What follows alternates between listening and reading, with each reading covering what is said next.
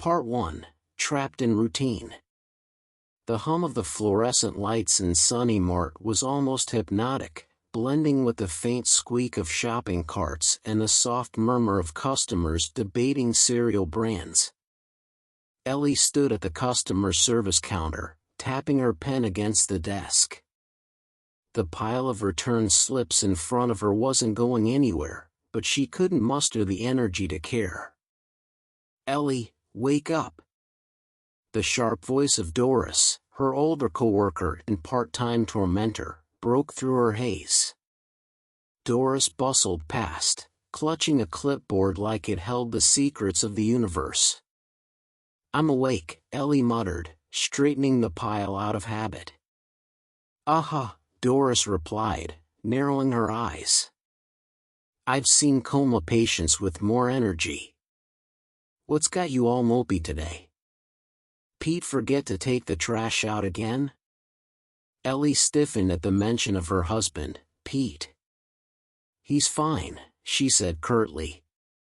"Fine," Doris mimicked, her voice dripping with sarcasm. "He's always fine. You, on the other hand, look like someone just told you your favorite soap opera got cancelled." Ellie sighed, pretending to study the return slips. Doris wasn't wrong. Pete was fine, in the same way that lukewarm coffee was fine. It wasn't bad, but it wasn't great either. And Ellie couldn't remember the last time she'd felt anything other than lukewarm about her life. Across the store, Ellie spotted him, Liam, the new guy in janitorial. He was leaning on a mop, staring out the window like he was trying to decode the meaning of life from the parking lot stripes. "Don't let him fool you," Doris said, catching Ellie's gaze. "He looks deep, but he's probably just wondering if he locked his car." Ellie hid a smile. "He's different." "Oh, he's definitely different," Doris replied, lowering her voice to a conspiratorial whisper. "First week here, he told me this place feels like purgatory and asked if I thought he'd been reincarnated as a janitor as punishment for past sins. Can you imagine?" Ellie couldn't help it, she laughed. It was small, quick, but genuine, and it startled her. Doris raised an eyebrow. "See? You can still laugh. Guess Pete hasn't totally turned you into wallpaper yet." Before Ellie could respond, Liam wandered over, dragging his mop behind him like a reluctant dog on a leash. "Hey, Ellie," he said, his voice low and casual. "You ever think about how much of our lives we spend under fluorescent lights?" Doris snorted. "Here we go." Ellie tilted her head, caught off guard. "I guess I haven't thought about it." Liam leaned on the mop handle, his eyes far away. "It's weird, right? Like, we're supposed to be living these big, meaningful lives, but instead, we're here, scrubbing floors and stacking soup cans." Ellie blinked. "It's a job." "It's a cage," Liam countered, his gaze flicking back to hers. "But maybe cages aren't so bad if you've got someone to sit in them with." Doris rolled her eyes. "Congratulations, Ellie. You've met a poet with a mop." That evening, Ellie returned home to find Pete exactly where she'd left him that morning, on the couch, a half-empty bag of chips in his lap and a sports channel blaring on the TV. "Hey," he said, glancing up briefly. "Hey," Ellie replied, dropping her bag by the door. "How's work?" Ellie hesitated, the question feeling more automatic than genuine. "It was fine." "Cool," Pete said, turning back to the screen. Ellie stood there for a moment, watching him. He hadn't changed out of his pajamas, and the coffee mug on the table next to him still had a ring of dried coffee from breakfast. "Dinner's in the fridge," Pete added without looking up. "Great," Ellie muttered, heading to the kitchen. She opened the fridge, staring blankly at its contents. The lukewarm coffee of her life wasn't just at work, it had followed her home. Later that night, Ellie lay in bed staring at the ceiling, listening to the sound of Pete snoring softly beside her. Liam's words echoed in her mind, "Maybe cages aren't so bad if you've got someone to sit in them with." She turned over, her eyes landing on Pete. His mouth was slightly open, his hand clutching the edge of the blanket like it might escape without him. Was this her cage? Ellie closed her eyes, willing herself to sleep. But deep down, something had shifted. She didn't know what it was yet, but for the first time in years, she felt like she might want to find out. Part 2, A Spark in the Mundane. The next day at Sunny Mart, Ellie found herself glancing toward the janitor's closet more often than she cared to admit. She told herself it was just curiosity. Liam had a way of saying things that stuck in her head, like an annoying song lyric you couldn't shake. Her first break came mid-morning, and as she sat in the cramped break room picking at a dry muffin, Liam walked in, carrying a mop bucket like it was a briefcase full of million-dollar secrets. "Hey," he said, setting the bucket down and grabbing a coffee from the machine. "How's life in customer service paradise?" Ellie smirked. "Oh, living the dream. Someone tried to return a half-eaten cake this morning." Liam's eyebrows shot up. "Half-eaten? What was their excuse?" "They said it didn't taste like they expected." Liam laughed, and the sound caught Ellie off guard. It wasn't the awkward chuckle she was used to hearing from Pete, it was genuine, warm, and infectious. "You ever think people are just bored?" Liam asked, sitting across from her. Ellie raised an eyebrow. "Bored?" "Yeah. Like, their lives are so predictable, they'll do something dumb, like argue about cake, just to feel alive." She thought about it for a moment, then shrugged. "Maybe. Or maybe people are just weird." Liam grinned. "You don't strike me as weird." Ellie snorted. "Thanks, I guess." "No, I mean it," he said, his voice softening. "You seem normal, but not in a boring way. Like, you're normal on the outside, but there's something else going on underneath." Ellie's smile faded slightly. "What makes you think that?" Liam leaned back in his chair, his eyes studying her like he was piecing together a puzzle. "Because you don't seem like the kind of person who's satisfied with cake returns and fluorescent lights." By lunchtime, Ellie's mind was buzzing. Liam's words had sparked something, but she couldn't decide if it was excitement or unease. "Earth to Ellie." Doris's voice broke through her thoughts as she appeared at the customer service counter, clutching a receipt. "Seriously, where are you today?" Doris asked, narrowing her eyes. "You've been daydreaming since you clocked in." "I'm fine," Ellie said quickly. "Fine," Doris repeated mockingly. "Sure. And I'm the Queen of England." She leaned in closer, her tone dropping to a conspiratorial whisper. "It wouldn't have anything to do with Mr. Mysterious Mop Guy, would it?" Ellie stiffened. "What?" "No." Doris smirked. Look, I'm not judging. A little harmless flirting can do wonders for the soul. Just don't let it turn into something messy." "There's nothing to turn into," Ellie insisted, though her cheeks burned. Doris held up her hands in mock surrender. "Whatever you say, Your Majesty. Just remember, I see everything that goes on in this store." That evening, Ellie found herself replaying the day's conversations in her mind.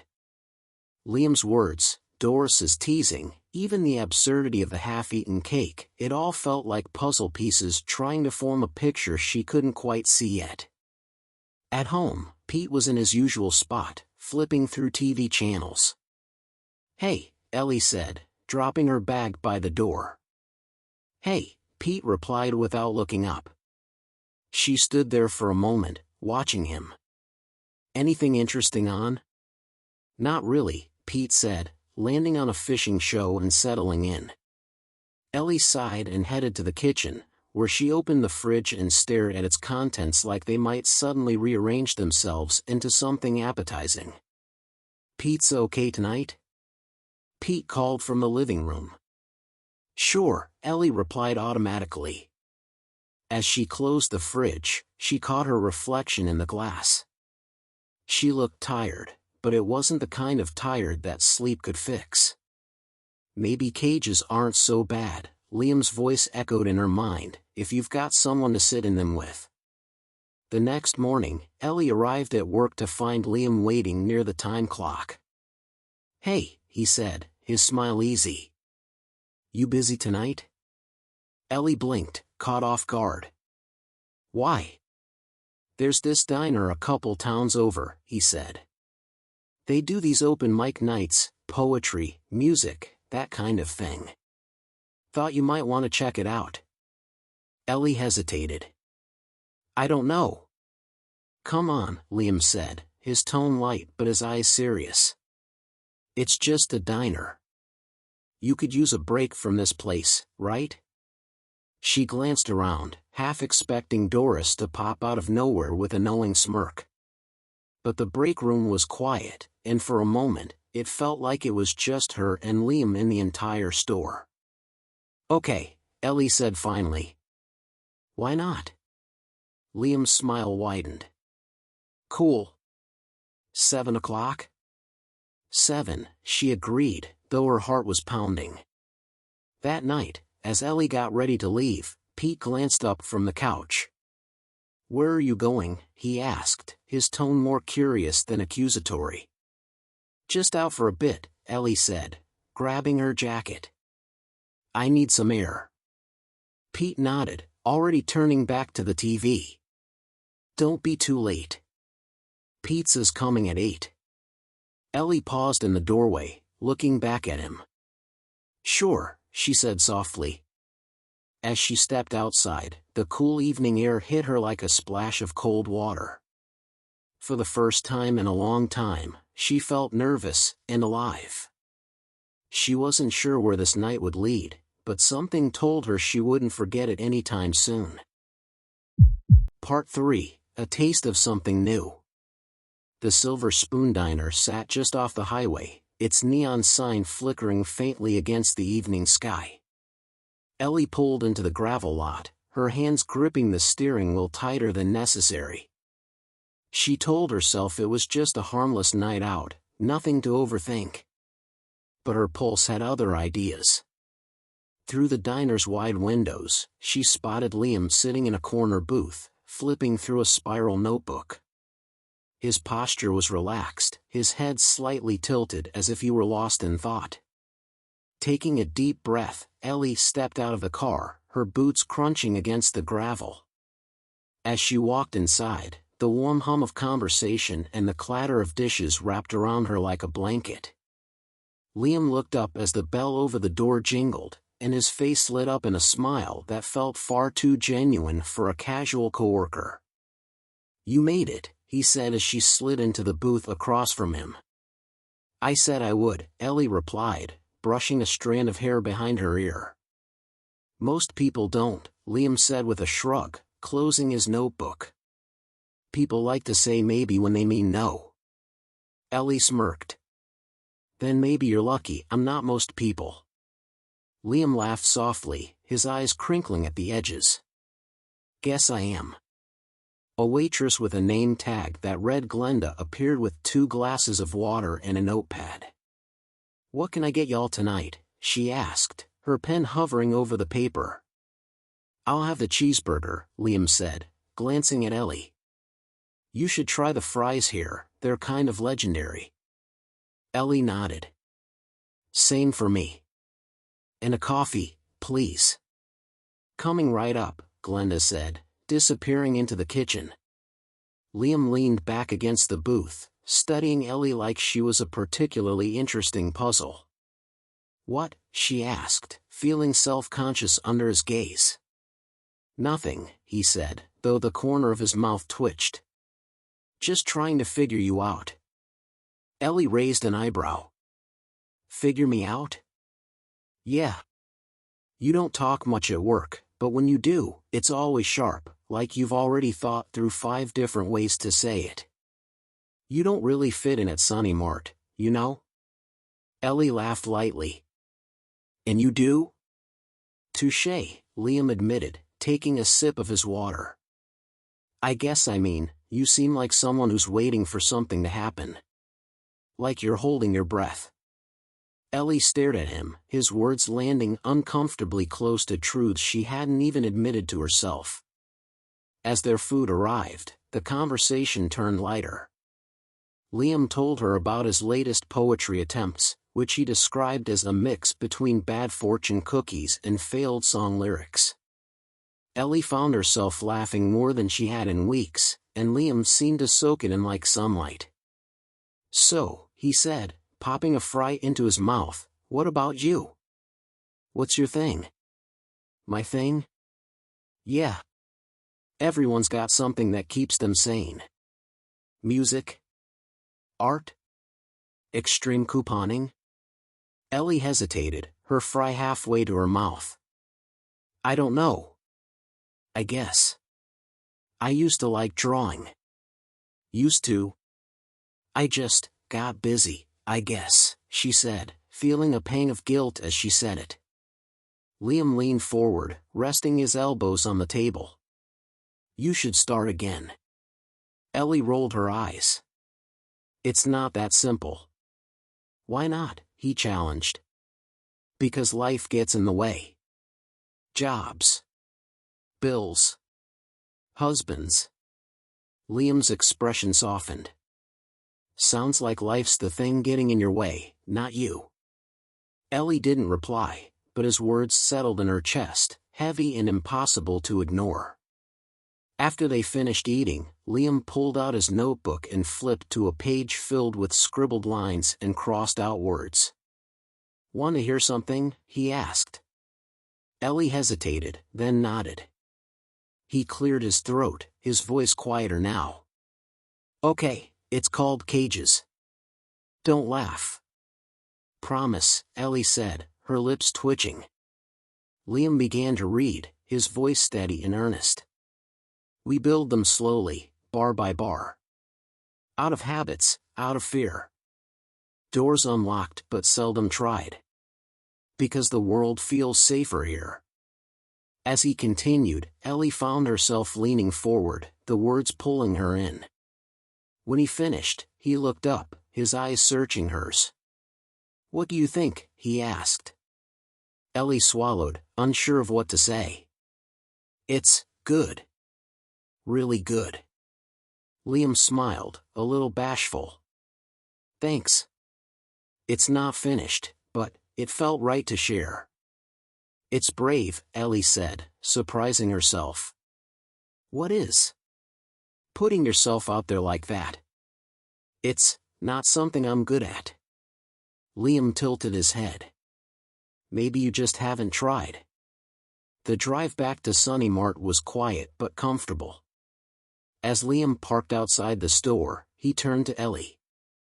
Thanks for coming tonight, he said. Thanks for inviting me, Ellie replied. For a moment, neither of them moved.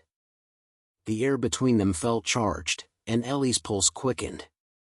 Ellie, Liam said softly, his voice barely above a whisper. She turned to him, her heart thudding in her chest.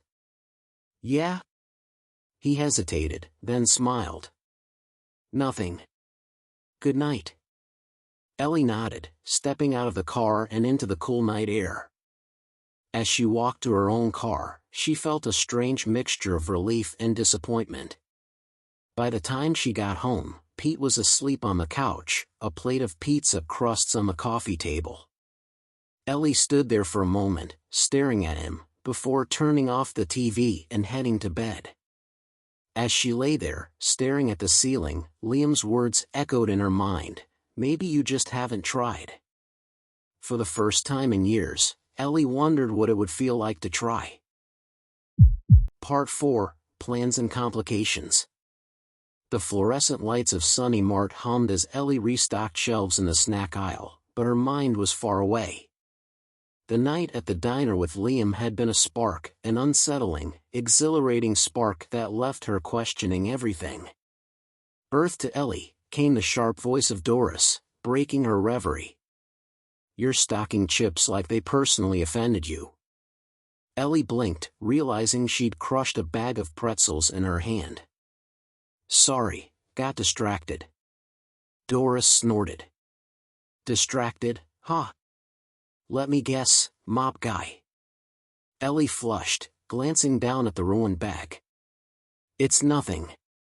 "Sure, it's nothing," Doris said, smirking as she leaned on her cart. "You know, you're not as subtle as you think. People notice when you two are huddled up in the break room like it's some high school drama." Ellie stiffened. "It's not like that." "Relax, I'm not gonna narc on you," Doris said, waving her hand dismissively. "But take it from me, these things get messy fast. Trust me, I've been there." Ellie frowned. "You have?" "Once," Doris admitted, her voice softening. "Years ago. Thought it'd shake things up, you know? But all it did was wreck my life for a little while. Just, be careful, Ellie. That's all I'm saying." By the time her shift ended, Ellie felt like her head was spinning. Doris's words were still circling her mind as she clocked out and stepped into the cool evening air. She hadn't expected to see Liam leaning against her car, his arms crossed and his face lit with a crooked grin. "Hey," he said casually. "You got a minute?" Ellie glanced around, half expecting Doris to pop out of the shadows, but the lot was empty. "What's up?" Liam gestured for her to follow him to his car. "Come on, it's important." Her curiosity piqued, Ellie followed him. He opened the passenger door and pulled out a large map, spreading it across the hood of his car. "Is that a paper map?" she asked, raising an eyebrow. Liam grinned. "Don't knock it. Google Maps can't give you the romance of this." "Okay," Ellie said, crossing her arms.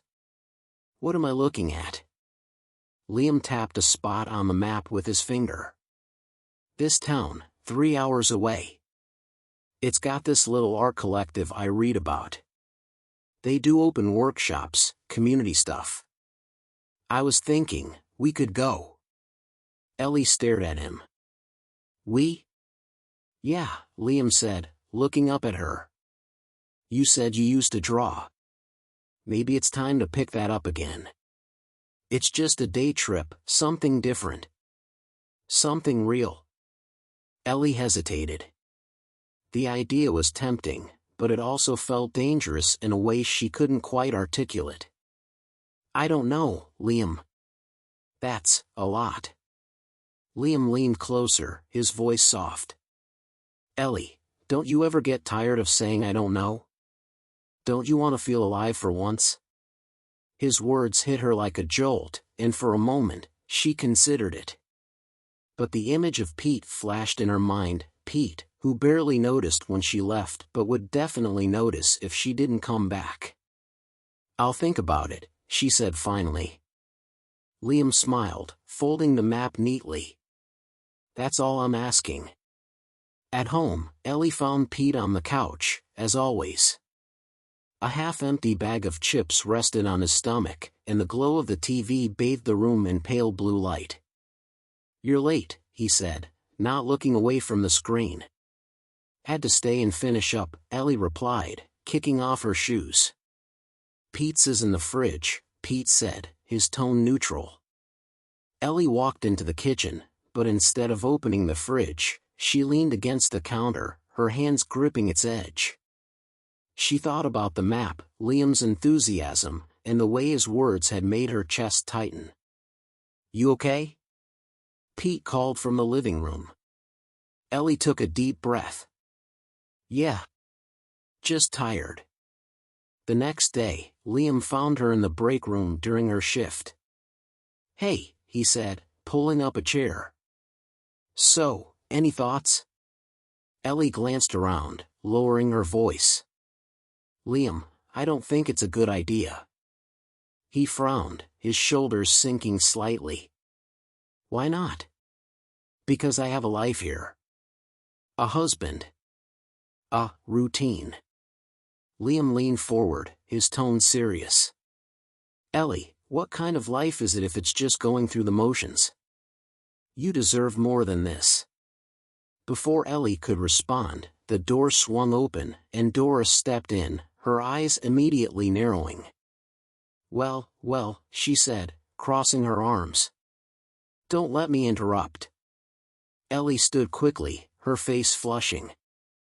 "I should get back to work."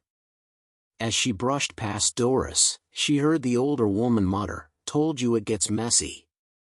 That evening, Liam approached her in the parking lot again, but this time his demeanor was different, more urgent, almost desperate.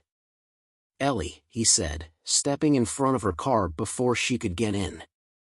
"Don't let this slip away. Come with me." "I can't just leave, Liam," Ellie said, her voice cracking. "I have responsibilities. A husband. A house. A life." "Is it your life?" he asked, his voice sharp. "Or is it just the one you were handed?" Ellie felt tears prick at the corners of her eyes. "I don't know," she snapped. "Okay? I don't know what I want." Liam stepped back, his expression softening. "Then let me help you figure it out." His words hung in the air, heavy and tempting. Ellie's heart raced as she climbed into her car and drove off, leaving him standing alone in the lot. At home, Ellie sat on the edge of her bed, staring at the framed photo of her and Pete from their honeymoon. They looked so happy, so full of possibility. "Ellie?" Pete's voice called from the other room. "Yeah," she replied, her voice shaking. "Don't forget to set the alarm," he said. She swallowed hard, her hand gripping the photo frame. Don't forget to set the alarm. It wasn't just the house she was protecting anymore, it was the life she wasn't sure she wanted. Part 5, The Breaking Point. The days following her argument with Liam felt heavier than usual. Ellie moved through her routine like a ghost, her mind replaying his words on a loop. "Is it your life? Or is it just the one you were handed?" At Sunny Mart, Doris watched her like a hawk, her knowing glances making Ellie's skin crawl. Liam kept his distance, offering only a polite nod when their paths crossed, but the tension between them was palpable. By the end of her Friday shift, Ellie felt like she might burst. She needed air, a change of scenery, anything to shake the weight off her chest. That evening, Pete was in his usual spot on the couch, a baseball game playing on the TV. "I was thinking about going out for a bit," Ellie said, her voice hesitant. Pete barely looked up. "Where to?" "Just out," Ellie said, grabbing her jacket. Pete shrugged. "Okay. Don't be too late. We're out of chips, so I might need a store run." Ellie stared at him for a moment, her stomach twisting. He didn't ask where she was going, didn't ask if she was okay, just a passing mention of chips. "Right," she said quietly, heading for the door. Ellie didn't plan on going to Liam's place, but somehow that's where she ended up. His apartment was a small, cluttered space above a laundromat, the kind of place that smelled faintly of detergent and damp socks. Liam answered the door with a surprised look. "Ellie? Can I come in?" she asked, her voice trembling. He stepped aside, letting her in. The living room was as eclectic as Liam himself, shelves lined with books, a half-finished painting on an easel, and a coffee table cluttered with notebooks and empty coffee mugs.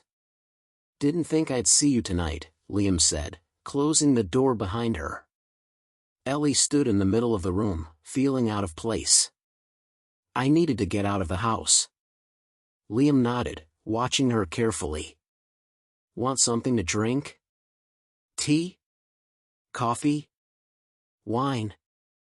"Wine," Ellie said quickly. Liam poured her a glass, and they sat on the couch, the silence between them heavy. "About the other night," Liam began, but Ellie cut him off. "I don't want to talk about it," she said, taking a sip of her wine. Liam studied her for a moment, then nodded. "Okay." For a while, they just talked about books, music, and the absurdity of life. Liam told her about the time he got locked in a library overnight and ended up reading half of Moby Dick out of boredom. Ellie laughed, a real, unguarded laugh that felt like a breath of fresh air. "See?" Liam said, smiling. "You're alive in there somewhere." Ellie looked at him, her laughter fading. "What if it's too late? What if I'm too far gone to figure out what I want?" "It's never too late," Liam said softly. For a moment, they just sat there, the air between them crackling with unspoken words. Then Liam reached out, his hand brushing hers. "Ellie," he said, his voice barely above a whisper.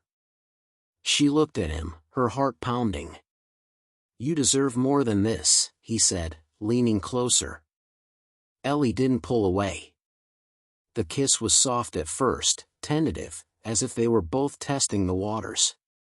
But then it deepened, and Ellie felt something inside her break free, a flood of emotions she hadn't allowed herself to feel in years. When they finally pulled apart, Ellie's breath hitched, and reality came crashing down. "I can't do this," she said, standing abruptly. "Ellie, wait," Liam said, reaching for her. "I can't," she repeated, backing toward the door. "This was a mistake." "Why does it have to be?"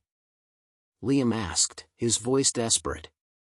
Ellie shook her head, tears welling in her eyes. "Because I don't know how to fix this. I don't know what I'm doing." "Then let me help you," Liam said, his tone soft but firm. Ellie stared at him, her chest tightening. She wanted to believe him, wanted to believe that running away could solve everything. But deep down, she knew it wouldn't. "I'm sorry," she said, opening the door. I can't." Liam didn't try to stop her this time. Ellie drove aimlessly for hours, the city lights blurring together through her tears. By the time she got home, Pete was asleep on the couch, the TV still on.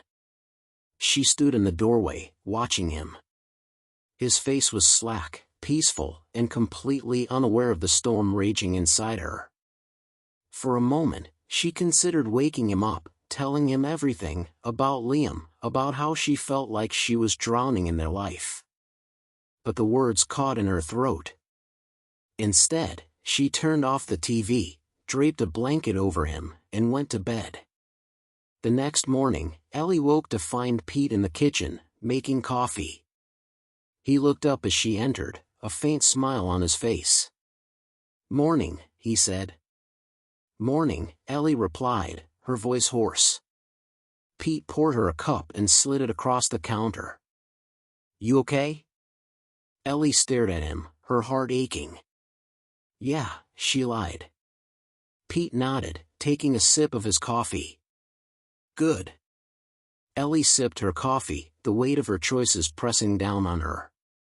She didn't know what came next, but she knew one thing for sure: something had to change. Part 6, Unraveling the Lies. Ellie woke up the next morning feeling like she was suffocating. The air in the house felt thick, the walls pressing in on her. Pete was already gone, off to work or maybe to meet his friends, she didn't know. His absence was a small relief, but it left her alone with her spiraling thoughts. She grabbed her phone and hovered over Liam's name. Her thumb hesitated, trembling slightly. Finally, she shoved the phone into her pocket and grabbed her keys. She needed to clear her head, to figure out what to do next. At Sunny Mart, the store hummed with its usual rhythm, but Ellie felt out of sync. Doris was at the customer service counter, tapping her nails against the counter and watching Ellie like a hawk. "Well, don't you look like you've been through the ringer," Doris said, smirking. "Not today, Doris," Ellie muttered, grabbing a stack of returns. "Oh, come on," Doris pressed, leaning closer. "Something's going on. Spill it. Did Mr. Mysterious Mop Boy finally sweep you off your feet?" Ellie froze, her grip tightening on the stack of items. "I said, not today." Doris's smirk faltered, replaced by a flicker of genuine concern. All right. But just so you know, secrets have a way of biting you in the ass, honey." As Ellie moved through her shift, she couldn't shake the feeling of eyes on her. Liam was nowhere to be seen, and part of her was grateful. She wasn't ready to face him, not after the kiss, not after the look in his eyes when she left.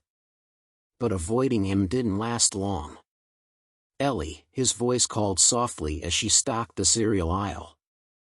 She turned to see him standing at the end of the aisle, his hands shoved into his pockets, his expression a mix of nervousness and determination. "We need to talk," he said. "Not here," Ellie hissed, glancing around to make sure no one was watching. "After work, then," Liam insisted. "Please." Ellie hesitated, then nodded. "Okay." That evening, Ellie parked outside Liam's apartment but didn't get out of the car right away. She stared at the stairs leading up to his door, her hands gripping the steering wheel so tightly her knuckles turned white. Finally, she forced herself to move. Liam opened the door before she could knock, as if he'd been standing there waiting. "Ellie," he said softly, stepping aside to let her in. The apartment was the same as before, messy, eclectic, undeniably Liam.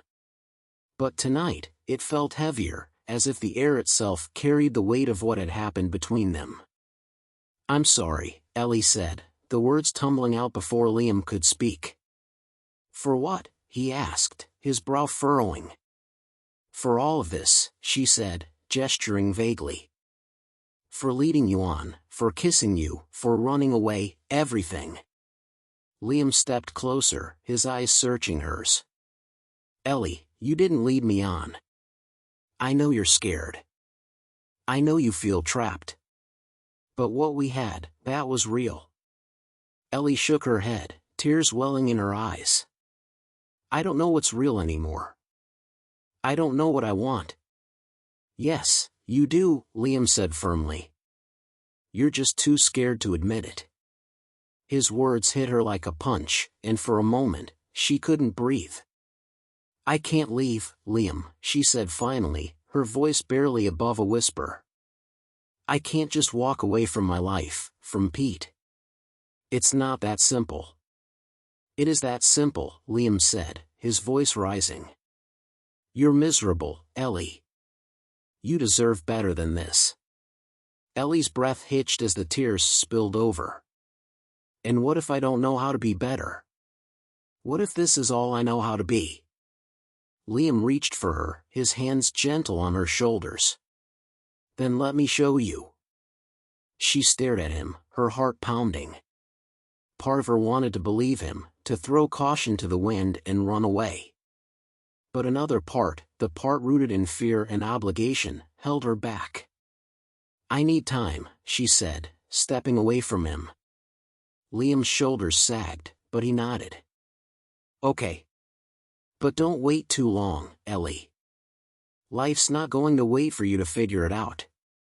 When Ellie returned home, Pete was waiting in the kitchen, a beer in hand and a look of quiet frustration on his face. "Where were you?" he asked. "Out," Ellie replied, avoiding his gaze. "Out where?" Pete pressed, his tone sharp. Ellie hesitated, then looked him in the eye. Do you even care? Pete blinked, taken aback. Of course I care. You've been acting weird for weeks, Ellie. You're distant, you're distracted, what's going on? Ellie felt the dam inside her start to crack. What's going on is that I'm tired, Pete. I'm tired of feeling invisible, of being stuck in this rut with you. When's the last time we even talked about something real? Pete's jaw tightened, and he set his beer down on the counter. Is this about someone else? The question hung in the air like a grenade with the pin pulled. Ellie's silence was all the answer Pete needed. His face crumpled, a mix of hurt and anger flashing across his features. Who is it? He demanded. It's not like that, Ellie said quickly. I swear, nothing happened. Don't lie to me, Ellie, Pete snapped. I'm not stupid. I'm not lying. Ellie shouted, her voice breaking. I don't even know what I'm doing anymore, Pete. I just know I can't keep living like this. Pete stared at her, his hands clenching into fists at his sides. So, what? You're just going to walk away? Throw everything we've built away? I don't know, Ellie said, tears streaming down her face. Maybe I should. The words hung in the air, heavy and final. Pete turned away, his shoulders slumping. I'll sleep on the couch, he muttered, grabbing his beer and leaving the room. Ellie sank into a chair, burying her face in her hands. The house felt emptier than ever, the silence deafening. For the first time, she realized that no matter what choice she made, something was going to break. Part 7, Cages Shattered. The next morning, the house was eerily quiet. Ellie woke to find Pete already gone, the couch where he'd slept still rumpled. A note sat on the kitchen counter, hastily scrawled on the back of a grocery receipt. Needed to clear my head. Don't wait up. Ellie stared at the note, her stomach sinking. Pete was many things, but he wasn't one to avoid confrontation. For him to leave without a word meant he was as lost as she was. She poured herself a cup of coffee and sat at the table, the silence pressing down on her. For the first time, the emptiness of the house felt like a mirror, reflecting back everything she'd been avoiding. At Sunny Mart, Doris was waiting. Well, she said, sidling up to Ellie at the customer service counter. You look like someone who spent the night thinking about their bad decisions. Ellie sighed. Not today, Doris. Doris leaned on the counter, lowering her voice. Listen, kid. You're not the first person to get tangled up in something messy, and you won't be the last. But if you don't get your head on straight, this whole thing's going to blow up in your face. Ellie glanced at her, the bluntness of the words hitting harder than she expected. You think I don't know that, she said quietly. Doris softened, her usual smirk replaced by something almost kind. Then do something about it. Before someone else does. Ellie spent the rest of her shift avoiding Liam. Every time she saw him down an aisle or near the janitor's closet, she turned the other way. She wasn't ready to face him, not with Pete's absence weighing on her like an anchor. But Liam wasn't one to be ignored. As her shift ended, she found him waiting by her car again, his expression unreadable. Ellie, he said softly. We can't keep doing this. She unlocked her car, not meeting his eyes. I don't know what you want me to say. I want you to stop running, Liam said, stepping closer. I'm not asking you to leave with me anymore. I just want you to be honest, with me, with Pete, with yourself. Ellie looked at him, her heart aching. You think it's that easy? That I can just say the truth and everything will magically fix itself? No, Liam said, his voice firm. I think the truth is messy and painful, but it's the only thing that's real. And right now, I think you need real more than anything. Ellie swallowed hard, her hands trembling. "I can't do this right now." "Then when, Ellie?" Liam asked, his frustration finally bubbling to the surface. "When are you going to stop pretending this life is enough for you?" She didn't answer. Instead, she climbed into her car and drove away, the tears blurring her vision. When Ellie arrived home, Pete's car was in the driveway. She sat in her car for a long moment, bracing herself. Inside, Pete was sitting at the kitchen table, his arms crossed and his face tense. "We need to talk," he said as soon as she walked in. Ellie nodded, her heart pounding. Pete gestured to the chair across from him. "Sit." She sat, her hands folded tightly in her lap. "I talked to Joe today," Pete said, his voice tight. "He said he saw you leaving Sunnymart the other night with that kid." "Liam." Ellie froze, her chest tightening. "Do you want to tell me what's going on?" Pete asked, his eyes boring into hers. The words caught in her throat. She could lie, deny everything, but she was so tired of lying, to Pete, to Liam, to herself. "I've been unhappy," she said finally, her voice trembling. "For a long time." Pete's jaw tightened, but he didn't interrupt. "I didn't mean for anything to happen," Ellie continued. "But Liam, he made me feel like I mattered again. Like I wasn't invisible." Pete leaned back in his chair, running a hand through his hair. "So, what? You're just going to walk away? From me, from us?" "I don't know," Ellie admitted, tears streaming down her face. "I don't know what I want anymore, Pete. But I know I can't keep living like this." Pete was silent for a long moment, his expression unreadable. Finally, he stood, pacing the kitchen. "Do you love him?" he asked quietly. Ellie hesitated, the question cutting deeper than she expected. "I don't know." Pete laughed bitterly. "Great.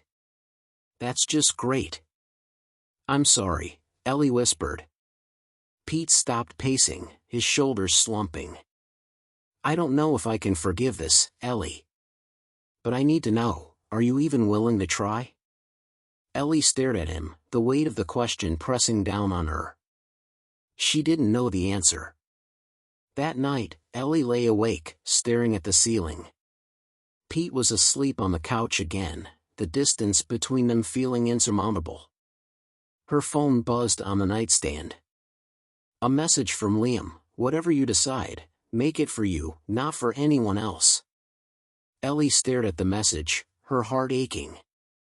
She didn't know what came next, but one thing was certain: she couldn't keep running. Something had to change, even if it meant breaking everything apart.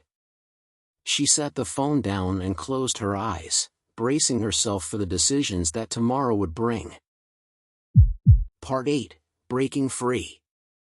Ellie woke with a strange sense of clarity. The weight in her chest was still there, but for the first time, it didn't feel insurmountable. She couldn't keep running in circles, hurting everyone around her, including herself. Pete was already up, sitting at the kitchen table with a mug of coffee. He didn't look at her when she walked in, his eyes fixed on the newspaper in front of him. "Morning," Ellie said softly. "Morning," Pete replied, his voice clipped.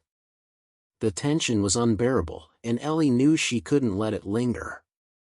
"Pete, we need to talk," she said, pulling out the chair across from him. Pete set down his mug, finally looking at her. His expression was guarded, as though he was bracing for whatever she was about to say.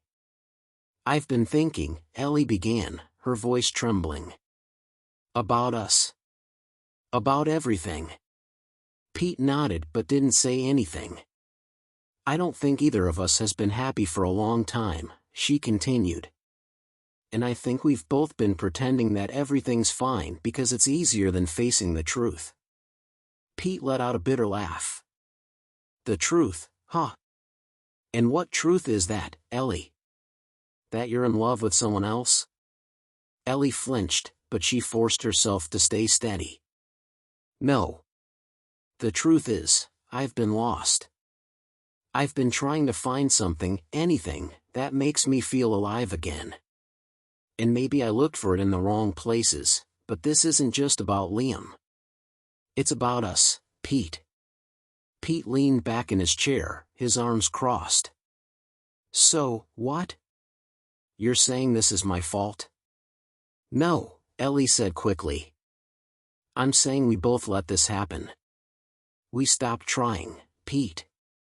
We stopped seeing each other. Pete's jaw tightened, but his shoulders slumped slightly. And what do you want now, Ellie? A fresh start? A divorce? What? Ellie hesitated, her heart pounding. I don't know.